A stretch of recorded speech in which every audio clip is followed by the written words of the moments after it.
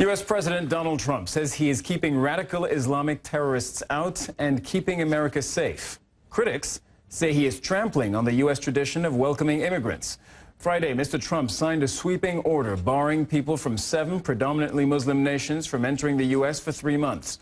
Those countries, you see them there: Libya, Sudan, Somalia, Yemen, Syria, Iraq, and Iran.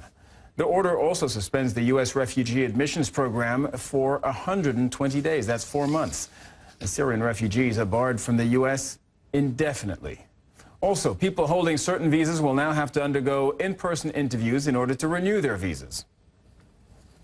All right, Jim Acosta is joining us now, senior White House correspondent. Jim, Donald Trump campaigned on controlling borders and a tougher vetting of people coming into the U.S. He's delivering on that promise. That's right, Cyril, he is. But make no mistake, these are some very sweeping actions coming from the new president. He signed this executive order earlier in the day over at the Pentagon. We just got our hands on the executive order. This is it right here. But the actions are fairly dramatic. He's talking about suspending visas for people coming into the United States from 7 countries that have links to terrorism. Iran, Iraq, Syria, the Sudan, Somalia are among those 7 countries. Those visas have been suspended for 90 days as part of this action. They're also implementing what they're referring to as extreme vetting methods for people coming into the United States from terror-prone parts of the world.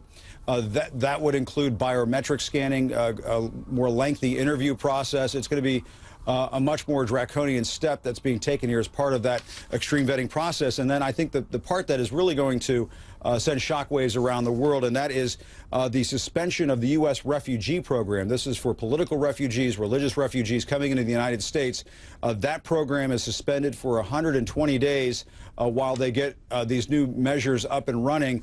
And permanently ended by the Trump administration is the Syrian refugee program, which was bringing in people from that part of the world under the Obama administration. That program now ends, and so you will not have Syrian refugees coming into this country as part of this executive order. So it is a very sweeping decision coming from the president. Jim, you mentioned religious refugees. During the campaign, Donald Trump raised a lot of eyebrows and got a lot of criticism for advocating a ban on Muslims entering the U.S. To what extent is this executive order a Muslim ban?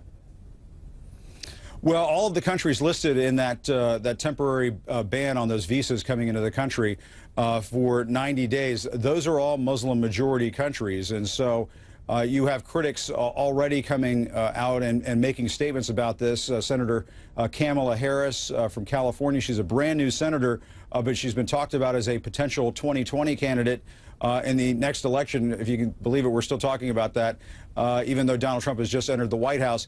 But she said, make no mistake, in a statement tonight, this is a Muslim ban. The Senate Minority Leader Chuck Schumer put out a statement saying that there are tears rolling down the cheeks of the Statue of Liberty.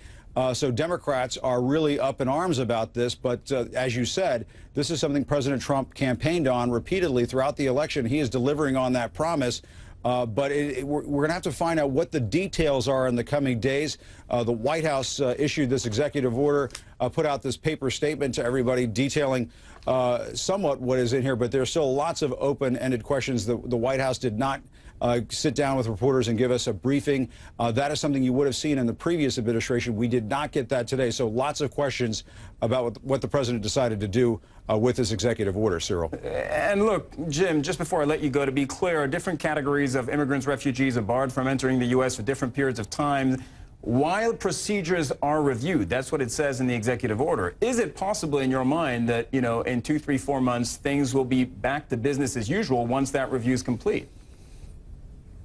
It's possible. It is possible. We just don't know at this point. And one thing that we should point out about this 90-day suspension of visas coming in from 7 countries that have ties to terrorism, those 7 countries may not be all of them. We've been talking to White House officials this evening who said that there may be more countries added to this list. And so make no mistake, this is a very aggressive action that's being taken by the Trump administration. They talk at length during this executive order, at the top of this executive order, about 9/11, something that occurred 16 years ago.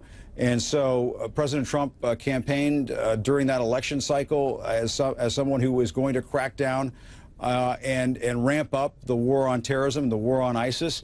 And this is just the beginning of that process, I think. All right, Jim Acosta, senior White House correspondent, thank you very much for your time. Thank you.